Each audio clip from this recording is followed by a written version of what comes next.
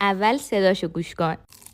فلافل خونگی با سس انبه بی نهایت خوشمزه است. میتونید به صورت نیمه آماده داخل فریزر نگه دارید و هر موقع دوست داشتید سرخ کنید. نخودار رو 48 ساعت خیس کنید و 6 مرتبه آبش رو عوض کنید. با سیب زمینی، پیاز، سیر، جعفری یا گشنیز چرخ کنید یا داخل میکسر بریزید. ادویه‌ای که داخل کپشن نوشتم و بهش اضافه کنید و هم بزنید. 2 مرتبه دیگه هم چرخ کنید تا به همچین بافتی برسه. روش سلفون بکشید و 1 ساعت داخل یخچال بذارید. یکم از مواد بردارید، با فلافل زن یا دست بهش فرم بدین و داخل روغن داغ و قوطه‌ور با حرارت ملایم سرخ کنید. هر چند مرتبه پشت و روش کنید تا کاملا مغز پخت بشه. وقتی طلایی شد از روغن خارج کنید و روی دستمال بذارید. بقیه موادم روی پاکت فریزر قالب بزنید. 3 ساعت داخل فریزر بذارید. وقتی یخ زد به تعداد دلخواه بسته‌بندی کنید و هر موقع عوض فلافل کردین درست کنید. برای سس انبه هم موادی که داخل کپشن نوشتم با هم مخلوط کنید. وقتی غلیظ شد بذارید کنار تا از داغی بیفته و با فلافل بزنید به بدن. نوش جان.